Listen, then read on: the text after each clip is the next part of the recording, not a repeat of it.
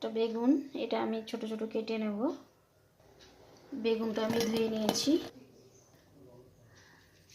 সামান্য নুন স্বাদ মতো, 4 কোয়া একটা মূলো কেটে রেখেছি, তার মধ্যে একটা কাঁচা লঙ্কা, বড় কাঁচা লঙ্কা একটা কুচিয়ে দিয়ে দিলাম। তারপরে দেব স্বাদ মতো নুন, দেওয়ার পর হলুদ, আর এটাকে পুরো মিক্স করব। আর দেব সর্ষে পাউডারটা ভিজিয়ে রেখেছিলাম 1.5 চামচ, ওটাকে আমি দিয়ে মিশিয়ে দেব। মূলোটাকেও দিয়ে দিলাম। দিচ্ছি সামান্য আমচুর পাউডার আর একটু গন্ধরাজ লেবুর রস এর মধ্যে দিয়ে দিলাম। তারপরে বাটিটা ধুয়ে আর একটু জল দিয়ে দিলাম। আর এটা পুরোপুরি চামচ দিয়ে রেখেছি আমি, ওর মধ্যে সব কিছুই আছে। আর দিচ্ছি সর্ষের তেল, তারপরে সামান্য একটু জল দিয়ে একটা স্ট্যান্ড দিয়ে বাটিটা বসিয়ে দিলাম।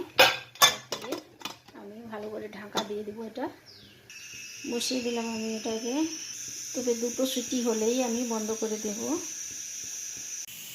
বন্ধ করে দিয়েছি আমি, 2টো সিটি হয়ে গেছে।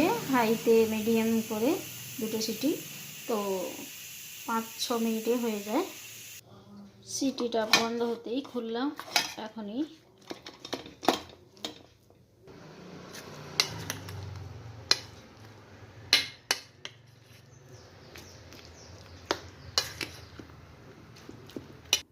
আবারও একটু সর্ষে তেল দিয়ে দিলাম।